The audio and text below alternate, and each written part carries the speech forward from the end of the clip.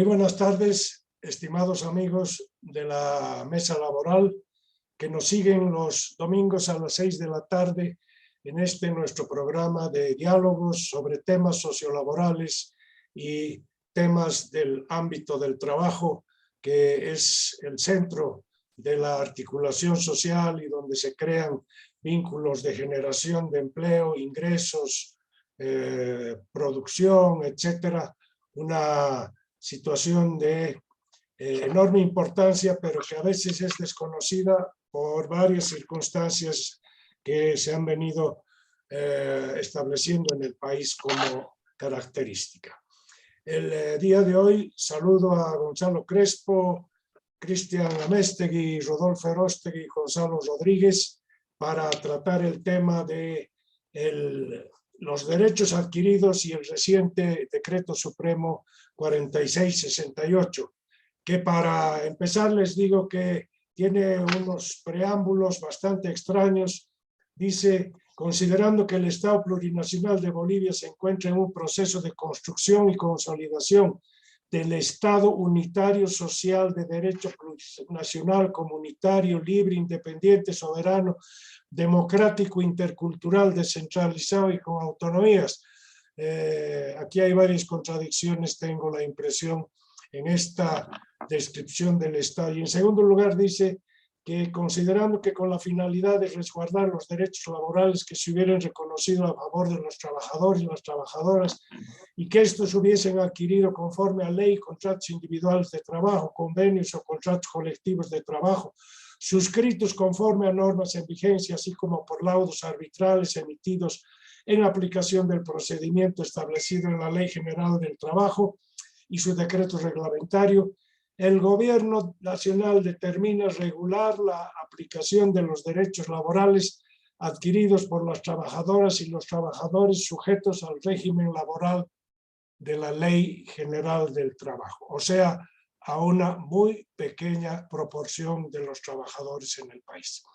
Este es un tema importante y vamos a abordarlo con una primera mirada a la parte de el enfoque que tiene este derecho y cuáles son las críticas que se le pueden hacer desde el punto de vista doctrinal y los riesgos que se plantearían en esta materia. Adelante, Gonzalo. Bien, buenas tardes a los miembros de la mesa y a las personas que nos honran con su atención en estos diálogos de la mesa laboral. Más adelante se analizará el porqué de la puesta en vigencia del Decreto Supremo 4668, en febrero de este año, porque parece no pedido, parece una impronta inexplicable en el mundo de la normativa laboral, ¿no? Hay varios conceptos que se han introducido en el decreto que merecen una primera aclaración sobre la naturaleza del derecho adquirido, ¿no? Sin embargo, hay que destacar que en la doctrina del derecho laboral, en palabras de algunos autores, se entiende que los derechos adquiridos son los beneficios que se han incorporado al patrimonio de las y los trabajadores, y se refiere a aquellos derechos ya percibidos por los trabajadores, y por eso se dice que ingresan en el patrimonio. No debe confundirse esto o pretender equiparar un derecho laboral, el derecho adquirido en materia laboral, con los derechos patrimoniales que son regulados por la ley civil. Son dos cosas totalmente diferentes y merecen un tratamiento diferente. El confundirlo puede perjudicar de manera muy importante a los trabajadores, porque los derechos adquiridos, en tanto derechos laborales, son indisponibles, incluso por los propios trabajadores, como protección a estos, para que no los resignen, no los negocien y no sean objeto de presión del empleador, que es, por concepto, y en los hechos así es, el actor jurídicamente fuerte versus el actor jurídicamente débil, que es el trabajador, que es más susceptible a influencia o a presión, ¿no? Me da la impresión de que el Decreto Supremo 4668 confunde estos conceptos y señala que el decreto, o perdón, que el derecho adquirido forma parte del patrimonio, como si un concepto pudiera formar parte de un patrimonio, ¿no? Ahí hay una primera redacción desafortunada. Pero entonces trataremos de entender que un derecho adquirido es siempre una, o deviene de una condición más beneficiosa que se otorga al trabajador, ¿no? Entonces, la doctrina más reciente, más contemporánea, señala que los derechos adquiridos son aquellos que otorgan a los trabajadores condiciones más beneficiosas en la esfera laboral de su desempeño en comparación o respecto a condiciones que están establecidas en la ley, en el convenio o en el contrato de trabajo. Me refiero al convenio colectivo de trabajo. Es el empleador el que decide de manera unilateral o mediante un convenio o voluntariamente otorgar esos derechos. No pueden ser modificados, los derechos adquiridos no pueden ser modificados unilateralmente por el empleador. Y esta es la característica de intangibilidad de los derechos adquiridos, que es la más importante. Para no perdernos, trataremos de entender con tres ejemplos breves qué es un derecho adquirido. Por ejemplo, un derecho de esta naturaleza es el periodo de descanso remunerado en medio de una jornada de trabajo, ¿no? El empleador no puede eliminar esta remuneración por el periodo de descanso, porque ese es un derecho adquirido y por eso no lo puede modificar. Le está otorgando una condición beneficiosa o más beneficiosa que lo que es su obligación. Un ejemplo de un caso menos nítido es, por ejemplo, el obsequio que se otorga en Navidad, el canastón que se otorga a los trabajadores en Navidad. El obsequio sí puede considerarse un derecho adquirido por que se repite de año en año, etc. Pero no resulta claro si eso no es un derecho adquirido, el valor o el contenido del canastón, porque puede ser variable, porque puede ser susceptible de varias, la determinación del contenido puede ser susceptible de varias presiones, negociaciones, etc. Y porque no está regulado, además. En cambio, la remuneración adicional por una suplencia, por ejemplo, que realiza un funcionario cuando otro se encuentra de vacación o impedido y el empleador pide al trabajador que realice, además de sus funciones habituales, las que corresponden al trabajador que se encuentra ausente. Por ejemplo, la remuneración adicional que el empleador confiriere, no es un derecho adquirido, porque es totalmente circunstancial, ¿no? No hay una condición más beneficiosa, sino simplemente una remuneración por un trabajo adicional. Lo mismo que si se realizaran labores en tiempo extraordinario. Bien. Ahora, no todas las prestaciones o las mejoras en las prestaciones laborales constituyen derechos adquiridos. Para determinar esto, hay que responder una pregunta que resulta clave. ¿El empleador ha manifestado voluntad expresa de conceder la mejora o esta mejora deviene de tolerancia o hechos aislados o circunstanciales? Esa es la pregunta que define o que ayuda a definir qué es un derecho adquirido y qué no. De todas maneras, es posible considerar casi como requisitos algunas características para poder identificar esto. Un derecho adquirido se entiende como tal o se constituye como tal cuando el empleador manifiesta voluntad inequívoca de conceder esa condición más beneficiosa mediante un instrumento idóneo, su comportamiento o un documento, no importa. Una segunda característica o requisito sería que debe existir continuidad en el tiempo que permite o justifica su consolidación como derecho. Y una tercera condición o requisito sería que el empleador mantiene unilateral y voluntariamente el derecho a pesar que conoce que no está obligado a hacerlo, ¿no?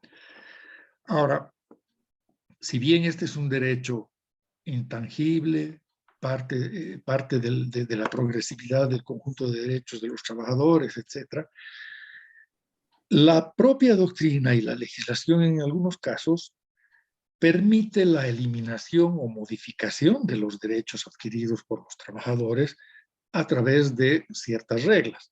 Por ejemplo, a través de un procedimiento legal que existiera legalmente. En algunas legislaciones está previsto, en la nuestra no. A través de un pacto o convenio colectivo con los trabajadores afectados, en el caso de que se decidiera retirar o modificar el derecho. Aplicando derechos generales del derecho laboral mediante convenio que aclara los derechos y los regula en caso de que no hubieran definiciones muy precisas respecto al derecho o a la condición más beneficiosa. Y algo que es sumamente interesante es a través de la compensación y absorción. Me gustaría más adelante poder dar un ejemplo respecto a esto, porque es sumamente interesante. Pero en resumen, vale la pena, para cerrar, aclarar que si una prestación no tiene la característica de condición más beneficiosa, puede ser modificada o eliminada de manera discrecional por el empleador. Okay. Esta es una primera aproximación. Perfecto. A ver, comentarios de parte de ustedes.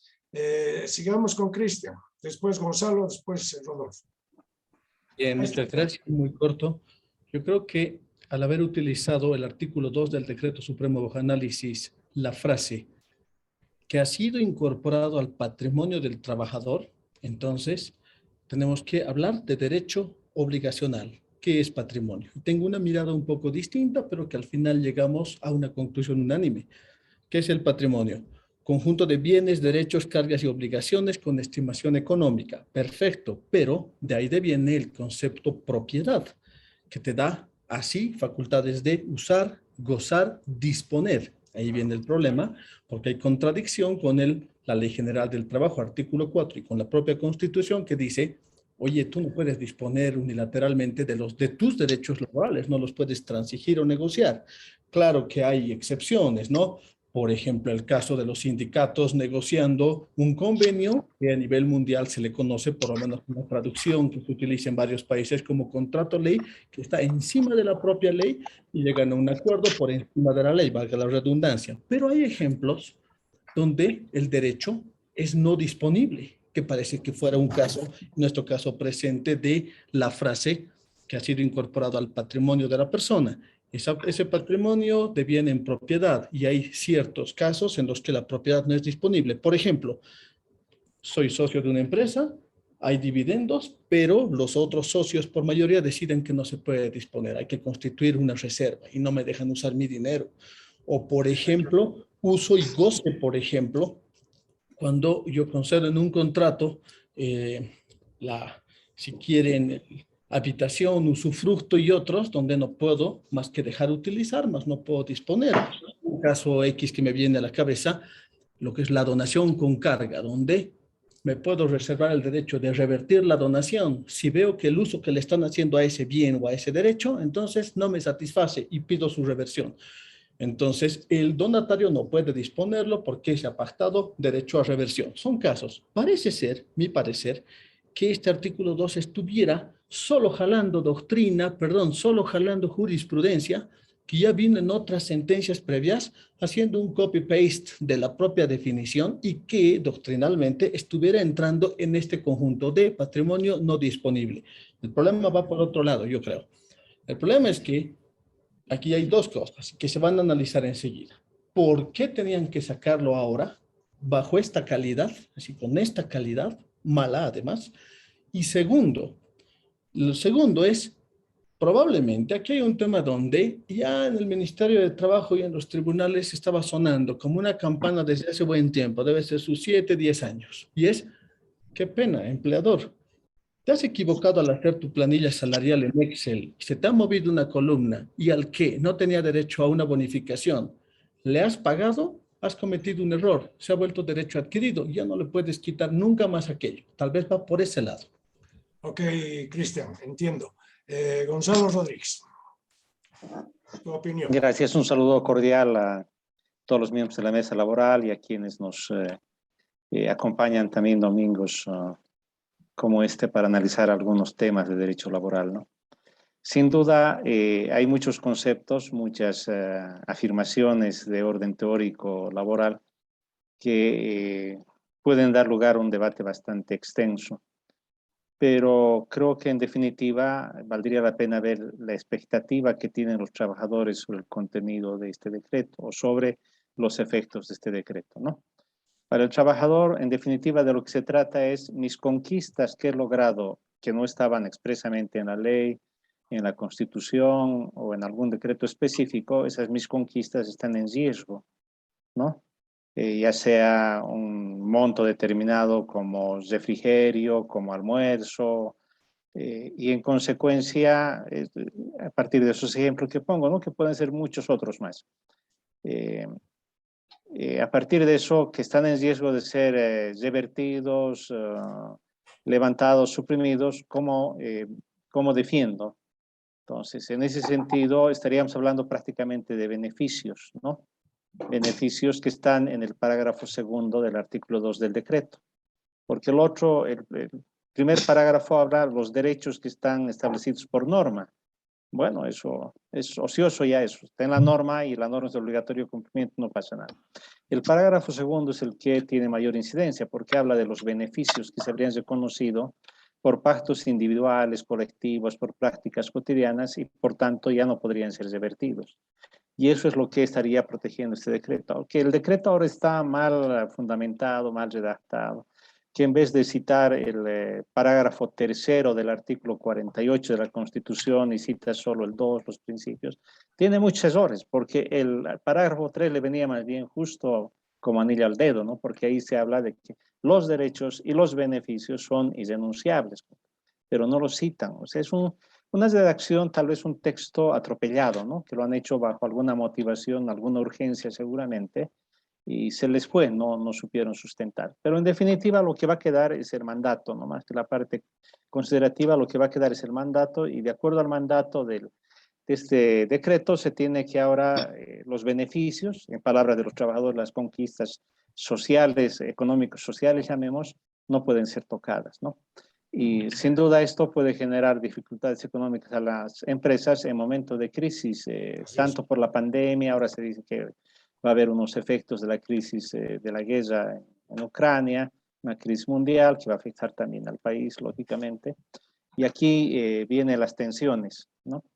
Pero ya después analizaremos el por qué ha surgido la iniciativa en el gobierno para atender esta especie de protección a los trabajadores que, como bien decía Horst, tiene un alcance exclusivamente para quienes están en la Ley General del Trabajo.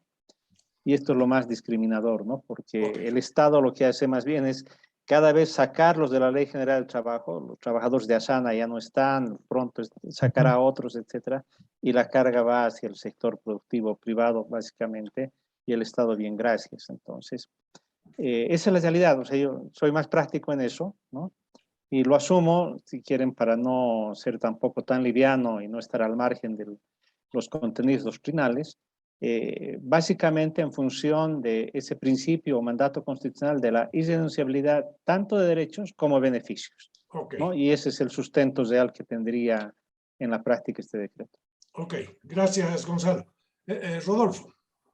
Ok, gracias. Igual que Gonzalo, quiero antes que nada agradecer a todos los del panel por esta nueva oportunidad. Yo soy miembro de la mesa laboral, pero siempre hay que dar las gracias porque por participar y por vertir algunas ideas. Y también a nuestro amplio público que nos va siguiendo cada vez en mayor cantidad de gente. Yo creo que hasta ahora el debate ha surgido más o menos en lo abstracto. Yo no voy a ir por el lado de lo abstracto, sino más bien voy a ir a recorrer mi intervención hoy a partir de lo concreto, de lo que está ocurriendo. Y podemos encontrar desde ya no es la primera vez que lo digo esto, sino muchas veces ya lo he dicho incluso por escrito, que hasta 1988, desde 1939 hasta 1998, se formularon, además de la ley, su decreto reglamentario, la ley de salud y seguridad en el trabajo, etcétera, más de 2.500 disposiciones. Entre el año 2006 y el año 2015 se aprobaron 100 nuevas normas laborales. ¿A qué me voy con esto? Primero, como decía el doctor Isaac Sandoval Rodríguez, que la legislación laboral, ¿sí?, es un bosque impenetrable de normas, porque muchas las complementan, otras las amplían, otros crean derechos, etcétera, ¿no? Algunas de estas normas están están beneficiando directamente al trabajador y otras normas están beneficiando al empleador sobre un mismo tema. Entonces, ¿cuál tiene que ser aplicada? Y los jueces y los inspectores del trabajo generalmente se inclinan por ir por los principios y empiezan a hablar a aplicar la norma más favorable al trabajador. ¿No es cierto? Bueno, ya se ha discutido lo que dice el 4668, ¿no?, del anterior mes. Según esta norma, lo que se pretende es resguardar los derechos laborales adquiridos por los trabajadores. Se regula, por tanto, la aplicación de los derechos laborales adquiridos por los trabajadores sujetos al régimen de la Ley General del Trabajo. Y aquí viene lo que planteaba Horst Greve, y decía, bueno, parece que esto se restringe a un número muy pequeño de trabajadores que están en los marcos de la Ley General del Trabajo. Los fabriles, algunos trabajadores en salud, etcétera, ¿no es cierto? Mineros, qué sé yo. Jalando, están entre 14 a 15% de la población económicamente activa. Ahora,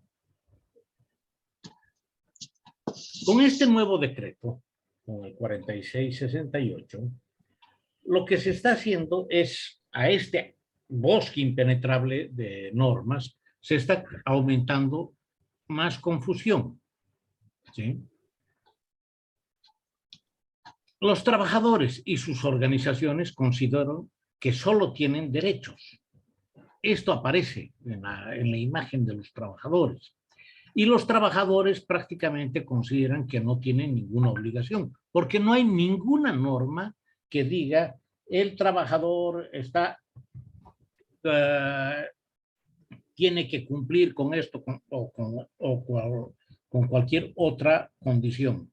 Simplemente lo que se les crea son más derechos, pero no así obligaciones. Los empleadores prefieren no dar preferirán en este marco del 4668, preferirán no dar ningún beneficio extra a los trabajadores, debido a que estos serán considerados por los trabajadores y sindicatos como derechos adquiridos. Por ejemplo, Gonzalo Crespo daba el ejemplo del canastón de Navidad, ¿sí? Si das un canastón un año y ese año ha sido de 200 bolivianos el canastón y al siguiente año volviste a repetir el canastón de 200 bolivianos, ¿sí?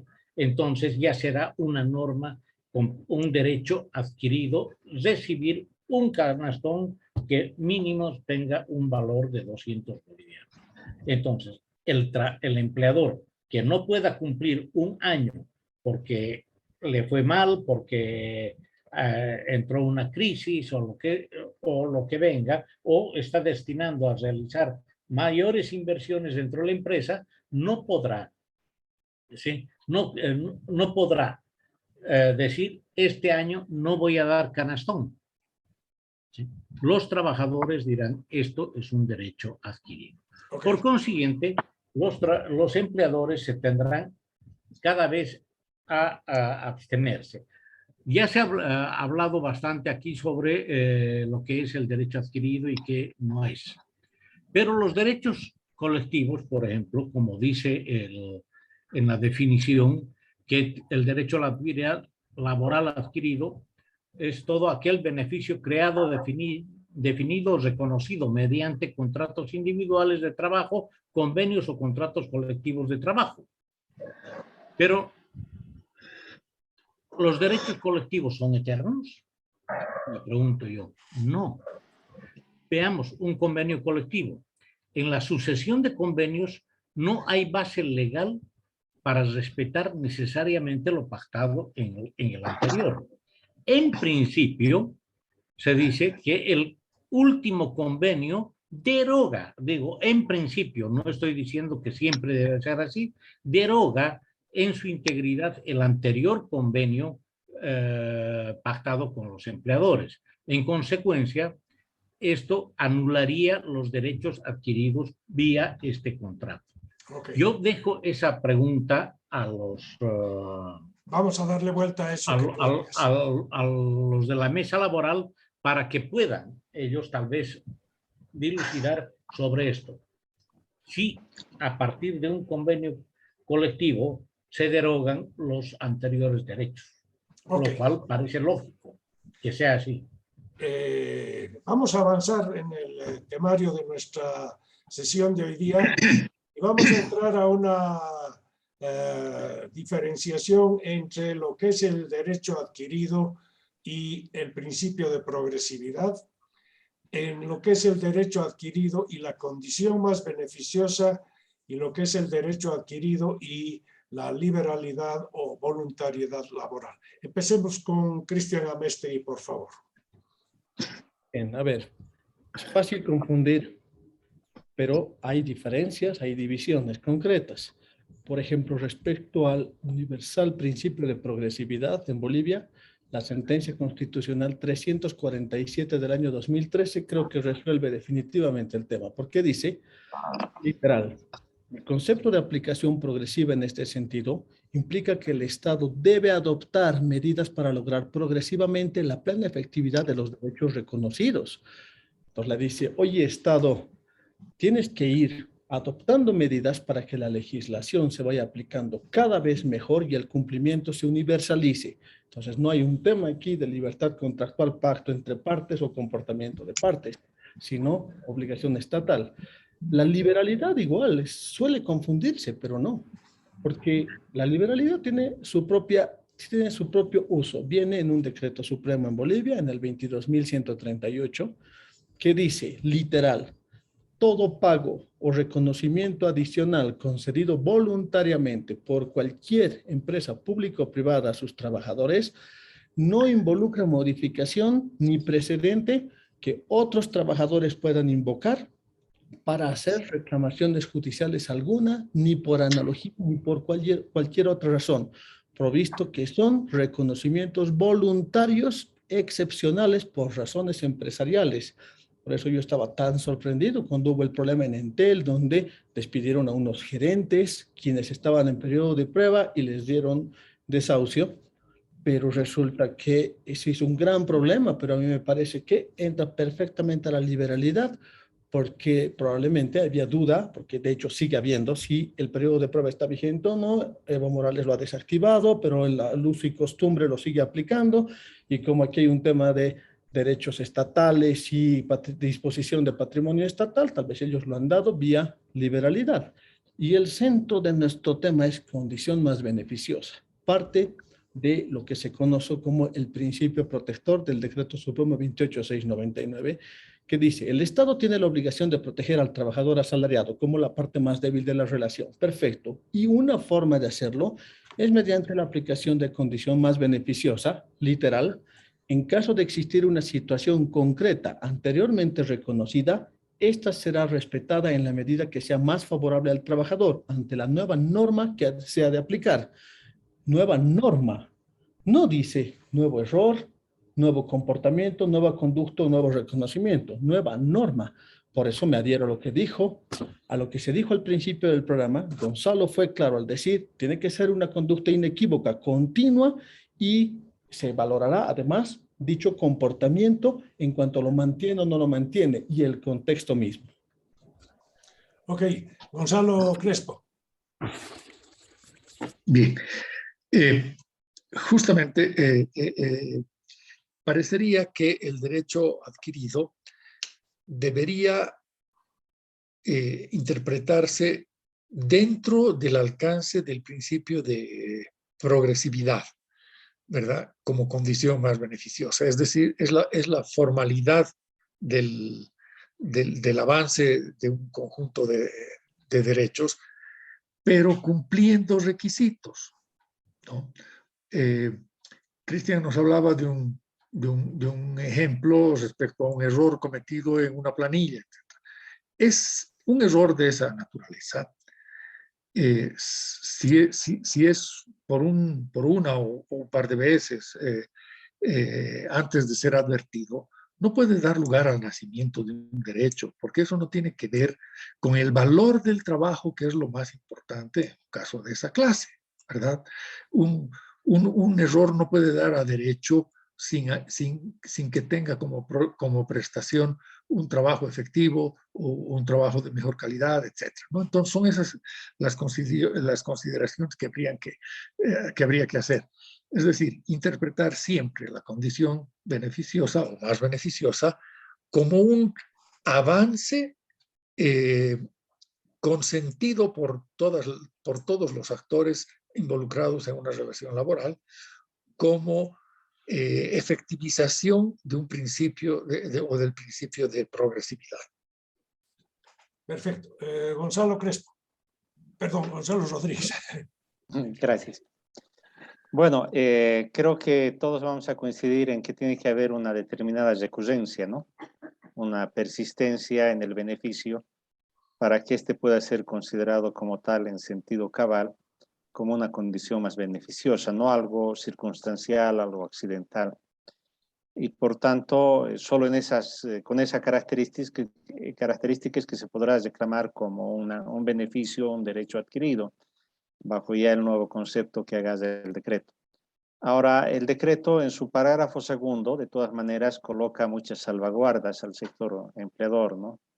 Por ejemplo, cuando señala que se está buscando proteger derechos establecidos en los convenios colectivos o en laudos arbitrales, ¿no? Va a depender mucho de lo que digan esos convenios y los laudos arbitrales, porque dice mientras estén en vigencia, ¿no?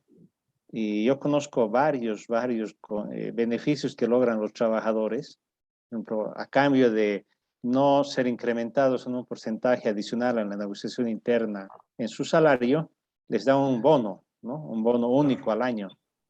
Pero tienen todo el cuidado, y de eso tengo un montón de copias de sus convenios que dicen, este bono tiene característica única, unilateral, ¿no? Y por tanto, solo es aplicable a esta gestión, ¿no? En consecuencia, eso ya no entra dentro, digamos, una posibilidad de aplicación recurrente posterior, ¿no?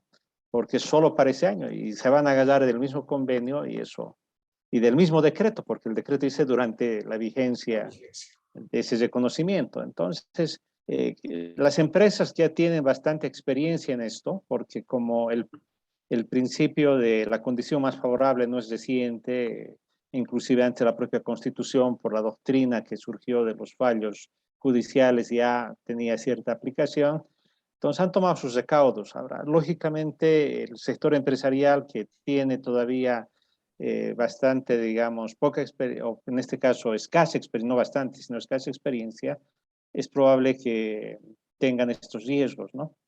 Y me he puesto a pensar en las grandes fábricas. Manaco, por ejemplo, ya se las sabe todas y ahí no, el decreto va a ver nomás como quien mira una lluvia cotidiana, ¿no? No ha pasado nada y no ha cambiado nada para los trabajadores de la Manaco. Lo digo así francamente, yo estoy muy ligado a ellos y prefiero ser franco también con ellos para que no se generen falsas expectativas, ¿no? Ahí viene una pregunta. ¿En qué medida este decreto supremo introduce nuevas figuras, nuevas disposiciones, nuevas normas que no existían antes o estaban ya contempladas en la ley o en resoluciones ministeriales, etcétera? ¿En qué innova este decreto? Rodolfo, ¿tienes una idea?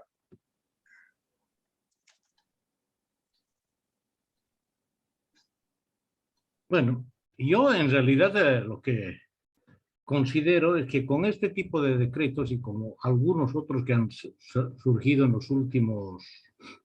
el último año, digamos, es que lo que está creando es mayor confusión, mayor desánimo en los empleadores, mucho entusiasmo en los trabajadores, pero en sí no creo que esté reemplazando.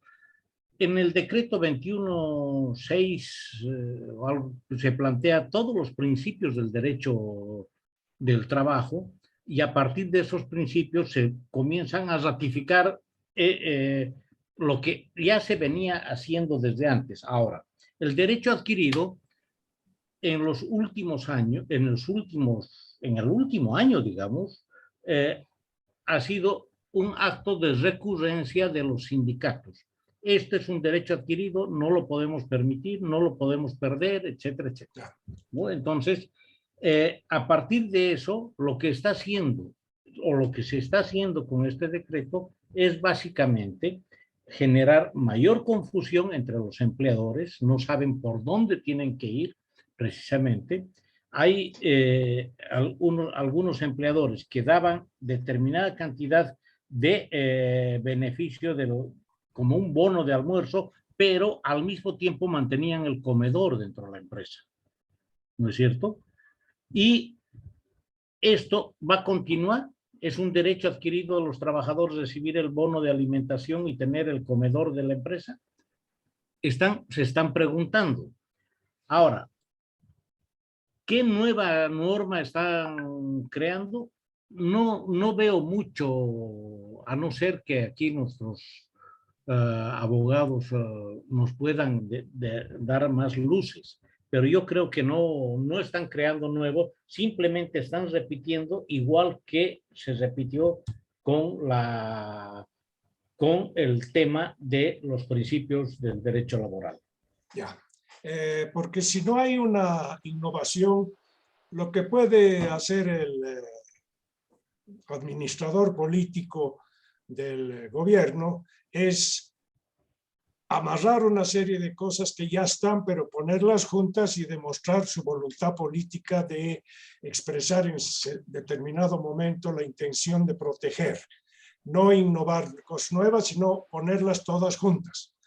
Y ahí viene la pregunta siguiente para nuestro debate. ¿Por qué ahora? ¿Por qué ahora este decreto y qué es lo que persigue, qué es lo que saben ustedes que viene detrás de esto? Y algunas cosas son conocidas, otras no tanto. A ver. Empecemos con Cristian, a ver.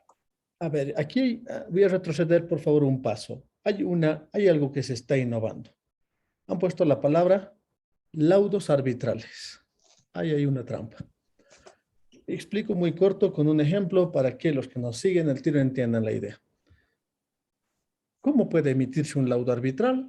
Porque se ha abierto un proceso arbitral. 2 capítulos atrás de la mesa laboral se ha hablado sobre el tema. Y en la mesa, y bueno, y en la mesa de arbitraje finalmente cada parte pone su árbitro y le paga, lo cual es un contrasentido, en vez de que haya un pool de árbitros a los cuales uno pueda recurrir, hacer un depósito de una cuota de arbitraje al ministerio para que se le pague al árbitro y punto, como pasaría con un arbitraje común y corriente privado.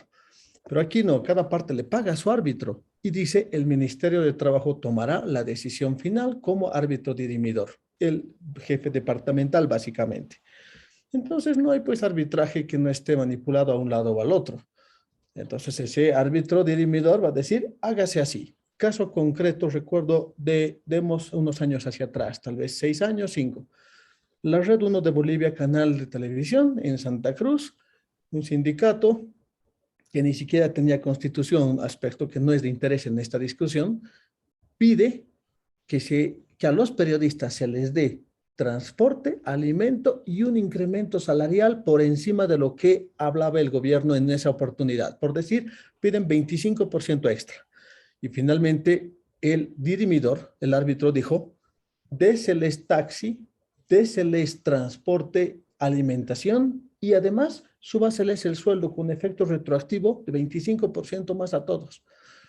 Bueno, entonces ese laudo que no tenía sustento, porque lo que le pusieron como fundamentación fue porque Santa Cruz está muy carita. Punto. Esa era la fundamentación. Se ha vuelto derecho adquirido según esta regla. Ahí hay un problema. Y hay una novedad.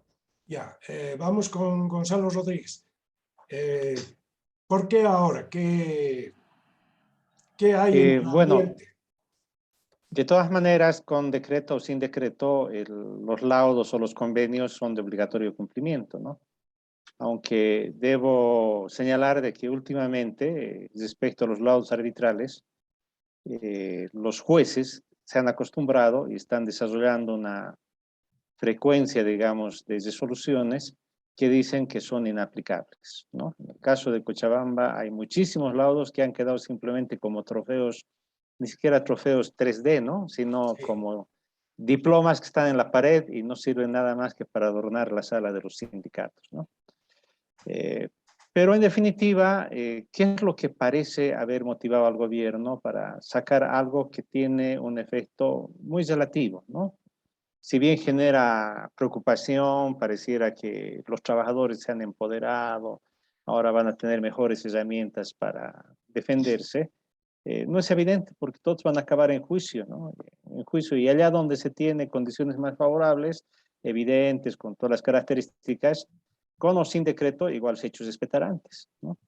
Y ahora se va a seguir sin respetar, será un, digamos, complemento más, no va a ser lo que va a definir, no hay nada relevante. Pero ¿qué es lo que habría motivado? Yo creo que el gobierno tenía una urgencia de tratar de empoderar un poquito la imagen de la dirigencia sindical, particularmente la COP o tal vez del mismo sector fabril, ¿no? Demostrar que otra vez se preocupa, piensa en ellos, ¿no? Pero no es un pensamiento profundo de gran envergadura, sino es más, digamos, decorativo, ¿no?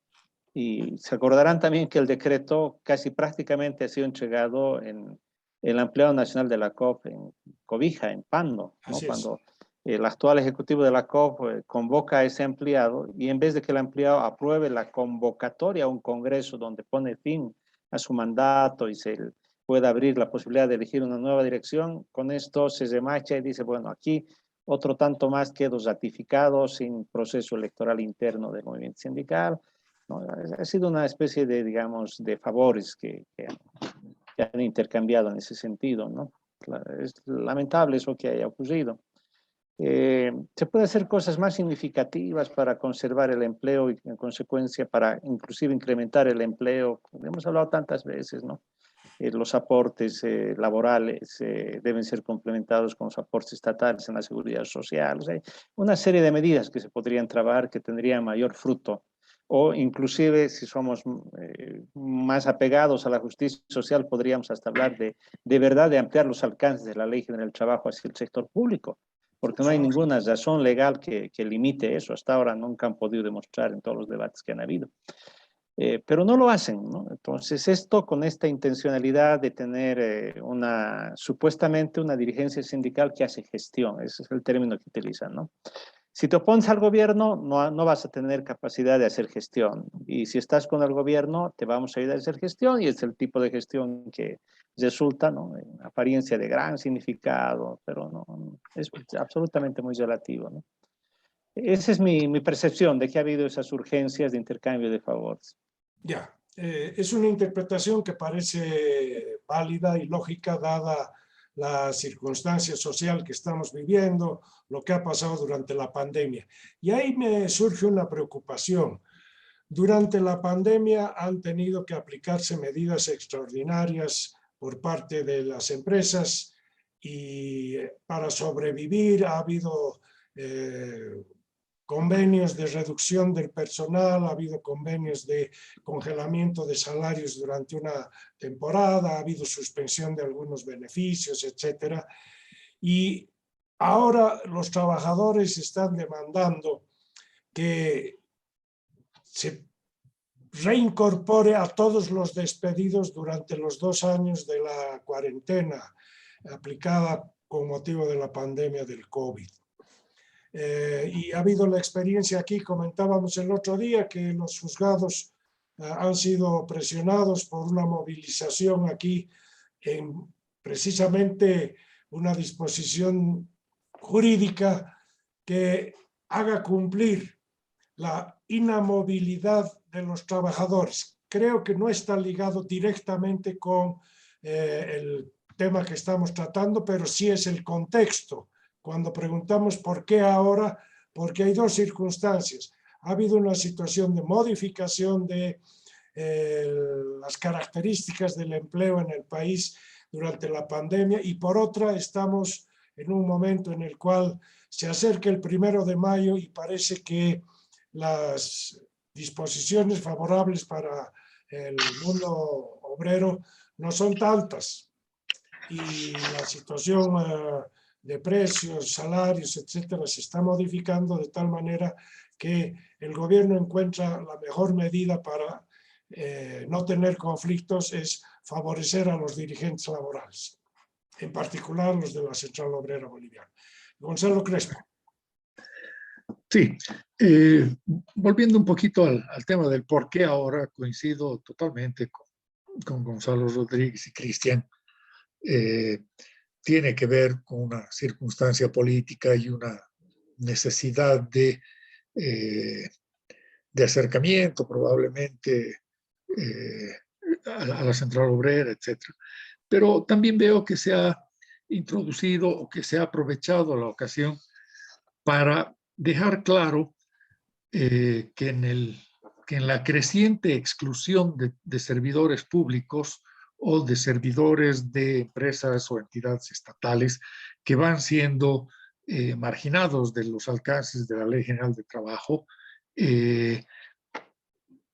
esta fue la ocasión para definitivamente excluirlos de algo más, ¿no? Y porque además la disposición final única de este decreto ratifica aquello disponiendo que la aplicación de este decreto, es decir, digamos, de consolidación de derechos adquiridos, no puede implicar de ninguna manera erogación de recursos de parte del Estado o del Tesoro General de la Nación, ¿no? Entonces me parece que tiene también ese propósito. No puedo asegurarlo porque no conozco la motivación de aquellos que lo formularon, pero me da la impresión de que es así. Con lo cual tenemos un nuevo problema en la segmentación de la vigencia de las normas laborales en el país, porque está segmentado, está excluido el sector de empleados del sector estatal, la informalidad está excluida de facto, hay una serie de avances que se podrían hacer aplicando normas que vienen desde la OIT, recomendaciones, etcétera, que no se las hace porque sencillamente el beneficio es para aquellos sectores que no necesariamente están en los sindicatos y federaciones más combativas y más próximas a la política y al gobierno, etcétera, ¿no? Entonces, una vez más, vemos que una discusión y un debate amplio en el país con conocimiento de causa, con un catálogo de tipo casuístico, un montón de elementos, de ejemplos para ejemplificar situaciones especiales y tratar de encontrar un camino para mejorar en el largo plazo y hacer sostenible el empleo digno, el trabajo decente, etcétera, es algo que requiere empuje de parte de instituciones como la nuestra, la mesa laboral. Comentarios de parte de ustedes. Gonzalo. Sí, sí, quería hacer un apunte adicional. Escuchándote, Jorge, me acordé que he omitido algo. No es casual, porque además lo he comentado con algunas personas, no es casual que la OIT no hubiera introducido un convenio específico sobre derechos adquiridos, porque es absolutamente innecesario. Estos derechos están regulados en el derecho interno de los diferentes estados y además a través de la aplicación de los principios generales del derecho de trabajo, ¿no? Entonces, eso ratifica una vez más que este decreto es absolutamente innecesario porque ratifica algo que no necesitaba ser ratificado ni ser nombrado de ninguna manera, ¿no? Quería acordar eso más. No existe otra vez un convenio específico en el que la OIT hubiera mantenido, hubiera hecho esto. Hay un solo convenio que no recuerdo exactamente qué número es, pero se refiere al ámbito de la seguridad social, porque había necesidad específica en eso, nada más. Ok. Gonzalo Rodríguez. Sí, quería simplemente contextualizar lo que viene a partir de ahora, ¿no? O sea, si bien ha habido un decreto que satisface a la dirigencia sindical en su renovación de mandato, pero resulta que el problema laboral está latente a propósito de los despidos y la no reincorporación a pesar de haber ganado procesos laborales o inclusive amparos constitucionales. Y tal vez la población no conoce, pero es interesante saber de que a través del Tribunal Constitucional Plurinacional, uno de sus presidentes, un anterior presidente del Tribunal Constitucional Plurinacional, les hizo un gran favor para no cumplir estas resoluciones de desincorporación. Porque en materia laboral el principal mecanismo para hacer cumplir una sentencia es la orden de apremio, es decir, el empleador es apremiado, llevado a la cárcel hasta que cumpla lo resuelto en la sentencia. Y sacó una sentencia constitucional que hasta ahora no ha sido modificada, por la cual en el caso de desincorporaciones, porque no hay un monto condenado, no corresponde la orden de apremio. O sea que más o menos las sentencias de desincorporación, desde ese punto de vista, se han convertido en otros certificados para colocar en las salas, ¿no? Porque simplemente muchos jueces dicen, bueno, se ha hecho inaplicable su propia sentencia, o sea, imagínense, ¿no? Y se está entrampando esto. Hay otros mecanismos, lógicamente, ¿no? Como el de establecer multas progresivas, compulsivas, en fin. Pero lo primero que hacen es declarar que no es aplicable la orden de apremio y por tanto no se puede hacer nada y el trabajador a veces queda impotente y ahí vienen las reacciones, ¿no? Que estamos viendo ahora y parece un problema no resuelto. Porque ahí debería prácticamente modificarse esa sentencia constitucional con un nuevo enfoque jurisprudencial, porque lo han hecho también en relación al pago de salarios, se ha reordenado mejor el enfoque del Tribunal Constitucional, pero en esto está pendiente. Y eso es lo que puede generar un problema social innecesario, ¿no? Y el gobierno mismo estaría atrapado en ese conflicto porque han tomado el Ministerio de Trabajo, anuncian que van a tomar los juzgados y se puede volver caótico. Cristian y después Rodolfo. Bien, yo me quedaría con 3 ideas. La primera es, el decreto es innecesario, responde a esta boca es mía, con algo tiene que llegar a la reunión, al empleado de la COP, y que tiene que quedar clarísimo que los errores no pueden generar derecho sobre el tema. No había mencionado antes, pero corrijo, hay un auto supremo explícito, el auto supremo 28 del año 2018, donde trabajadores de la caja petrolera decía, nos han estado pagando mal, qué pena por el empleador, tenemos derecho adquirido por ciertas cosas. Y el auto supremo dijo, por otro lado, el hecho de que los trabajadores de la caja petrolera hayan estado cobrando derechos como parte de su promedio indemnizable como bono de té y otras bonificaciones casuísticas en su momento, no quiere decir que esta práctica equivocada, basada en una interpretación errónea de la ley, sea avalada por este tribunal para continuar cometiendo el mismo error hacia adelante. Bien, y finalmente, dividir el tema patrimonial hacia el entendimiento que hay derechos patrimoniales no disponibles, que fuera el caso según lo que se analizó al principio del programa. Muy bien, gracias. Rodolfo. Bueno, yo me vuelvo a ratificar. Esto está generando, este tipo de decretos están generando mayor confusión en el ámbito empresarial y demasiado optimismo en el ámbito laboral. Hay que recordar que muchos de